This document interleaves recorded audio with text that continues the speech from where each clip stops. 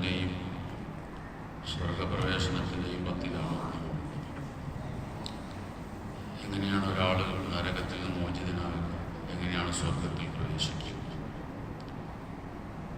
ഇപ്പോൾ നമുക്കാർക്കും നമ്മൾ സ്വർഗാവകാശിയാണോ നരകാവകാശിയാണോ അറിയില്ല. എന്നാൽ നമ്മൾ മരണപ്പെടുന്നതിന് മുമ്പ് അത് അറിഞ്ഞിട്ടേ മരിക്കൂ.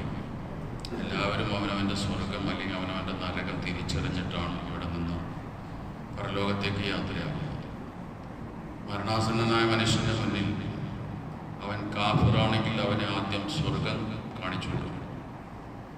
എന്നിട്ട് അവനോട് പറയും, നിനക്ക് കിട്ടേണ്ടിയിരുന്നത് ഇതായിരുന്നു, പക്ഷെ നിന്റെ പ്രവർത്തനങ്ങൾ ശരിയല്ല, വിശ്വാസം ശരിയല്ലാത്തതുകൊണ്ട് നിനക്ക് അല്ലാഹു ഇത് നിഷേധിച്ചിരിക്കുന്നു എന്ന് പറഞ്ഞ് രണ്ടാമത് അവനെ നരകം കാണിച്ചു.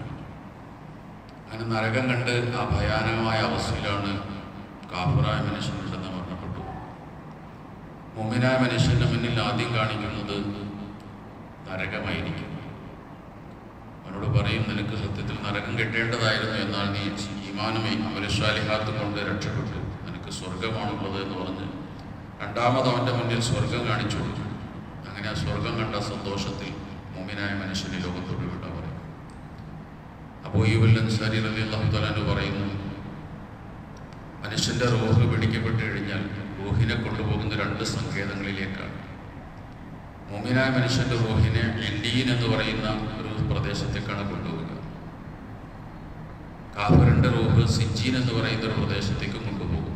അർവാഹുകൾ രണ്ട് സങ്കേതങ്ങളിലായി അന്ത്യനാൾ വരെ ഇങ്ങനെ വിശ്രമിക്കുകയാണ്. മുഅ്മിനായ മനുഷ്യൻ്റെ റൂഹ് പിടിച്ച് ഇല്ലീനിലേക്ക് എത്തിക്കഴിയുമ്പോൾ അവിടെയുള്ള പഴയ റൂഹുകളൊക്കെ അവരുടെ അടുക്കൽ ഒരുമിച്ച് പോകും. പഴയകാലത്ത് ഈ മൊബൈൽ സൗകര്യമൊന്നും ഇല്ലാതിരുന്ന സമയത്ത് ഇവിടുന്ന് ഒരാൾ ദുബായിക്ക് ചെന്ന് കഴിഞ്ഞാൽ ഇവിടുന്ന് നേരത്തെ ദുബായി പോയ പേട്ടക്കാരൊക്കെ അവിടെ ഒരുമിച്ച് കൂടും, പേട്ടയിലെ വിശേഷം അറിയാൻ വേണ്ടിയിട്ട്. കത്തില്ല, ഫോണില്ലാത്തൊരു കാലത്ത് എന്ന് പറയുമ്പോൾ മുഅ്മിനായ മനുഷ്യൻ്റെ റൂഹ് ഇല്ലീനിലേക്ക് എത്തിക്കഴിയുമ്പോൾ നേരത്തെ പോയ റൂഹുകളെല്ലാം ഈ മനുഷ്യൻ്റെ അടുക്കൽ ഈ റൂഹിൻ്റെ അടുക്കേക്ക് വരും. അപ്പോൾ ചില റൂഹുകൾ പറയും, വന്നതേ ഉള്ളൂ, വിശ്രമിക്കട്ടെ, ഇപ്പോൾ ചോദിക്കണ്ട എന്ന് പറഞ്ഞ് കുറച്ച് ആശ്വാസം കൊടുക്കും. ദുനിയാവിൻ്റെ പ്രയാസത്തിൽ നിന്ന് വന്നതാണ്, മരണവേദന അനുഭവിച്ചതാണ്, കുറച്ച് വിശ്രമിക്കട്ടെ എന്ന് പറയും. അങ്ങനെ വിശ്രമിക്കാൻ സമയം കൊടുക്കും. വിശ്രമിക്കാൻ സമയം കഴിയുമ്പോൾ ഈ പഴയ റൂഹുകൾ, നേരത്തെ മരിച്ചുപോയ ആൾക്കാരുടെ ആത്മാക്കൾ ഈ പുതിയതായി ചെന്ന ആത്മാവിനോട് വിശേഷങ്ങൾ ചോദിക്കുക. വീട്ടിലെ വിശേഷങ്ങൾ ഓരോന്ന് ചോദിക്കും. മകൻ്റെ കല്യാണം കഴിഞ്ഞു, വീട് പണി എന്തായി, പേട്ടയിലിപ്പോൾ നദിയിൽ വെള്ളമുണ്ടോ, വരൾച്ചയുണ്ടോ, ദുനിയാവിൻ്റെ കാര്യങ്ങളെക്കുറിച്ച് ഈ പഴയ ആത്മാക്കൾ ചോദിക്കുകയാണ്. നേരത്തെ പോയ ആൾക്കാരുടെ ആത്മാക്കൾ പുതിയ ആത്മാവിനോട് ചോദിക്കുകയാണ്. ഇവൻ അറിയാവുന്ന വിവരങ്ങളൊക്കെ പറയും. അങ്ങനെ മരണപ്പെട്ട ആൾക്കാരെ കുറിച്ച് ചോദിക്കും.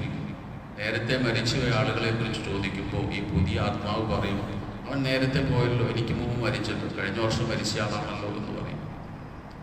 അപ്പം ഈ മരിച്ചയാളുടെ റൂഹ് ഇങ്ങോട്ട് ചെന്നിട്ടില്ല.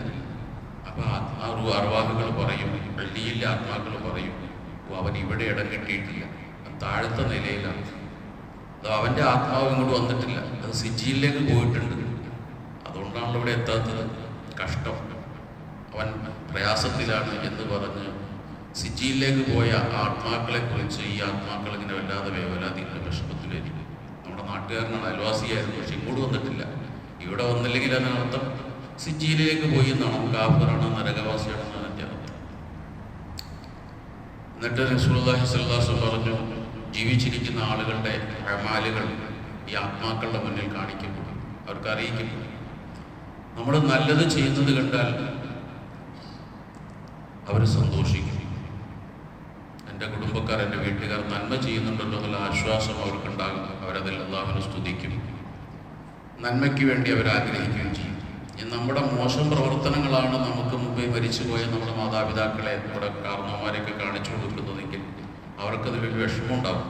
ഞാൻ പോന്നിട്ട് എൻ്റെ മകൻ നന്നായില്ലല്ലോ, ഗുരുത്തക്കെട്ട് പോയല്ലോ, തിന്മ ചെയ്യുന്നല്ലോ എന്നുള്ള വിഷമം ആത്മാക്കൾക്കുണ്ടാവും, നമ്മുടെ മാതാപിതാക്കൾക്കും സുഹൃത്തുക്കൾക്കും ഉണ്ടാവും. എന്നിട്ട് അവർ പറയും, പടച്ചോനെ നന്മയ്ക്ക് നീ തൗഫീഖ് കൊടുക്കണേ, നല്ലത് ചെയ്യാനുള്ള ഭാഗ്യം കൊടുക്കണേ എന്ന് പറഞ്ഞ് ആത്മാക്കൾ നമുക്ക് വേണ്ടി ആഗ്രഹിക്കുകയും ചെയ്യും. ഇതാണ് ആത്മാക്കളുടെ അവസ്ഥ എന്ന് പറയുന്നത്. പിന്നീട് മഹ്ശറയിൽ വിചാരണയ്ക്ക് ശേഷം സ്വർഗപ്രവേശന സമയത്താണ് ദ്രവിച്ചുപോയ മനുഷ്യ ശരീരങ്ങളെ ആത്മാക്കളോട് യോജിപ്പിച്ച് മനുഷ്യൻ്റെ റൂഹും ജസദും ഉൾപ്പെടെയുള്ള സ്വർഗപ്രവേശനം ലഭിക്കുന്നത്. ഹിസാബിന് ശേഷമുള്ള സമയത്തായിരിക്കും. അതുവരെ ആത്മാക്കൾക്ക് ഒന്നിരിക്കൽ സുഖമാണ് അല്ലെങ്കിൽ ദുഃഖമാണ്. വെള്ളിയിലുള്ള ആത്മാക്കൾ സുഖത്തിലാണ്, സജ്ജിയിലുള്ള കാഫിലുകളുടെ ആത്മാക്കൾ പ്രയാസത്തിലുമായിരിക്കും. അല്ലാഹു സുബ്ഹാനഹു വ തആല സ്വർഗം തന്ന നമ്മെ എല്ലാവരെയും ഗ്രഹിക്കുമാറാകട്ടെ. നരകത്തുള്ള നമ്മെ എല്ലാവരെയും കാത്തിരക്ഷിക്കുമാറാകട്ടെ. സുബ്ഹാനല്ലാഹി വബിഹംദിഹി സുബ്ഹാനക വബിഹംദിഹി അഷ്ഹദു അൻ ലാ ഇലാഹ ഇല്ലാ അൻത അസ്തഗ്ഫിറുക വഅതൂബു ഇലൈക്.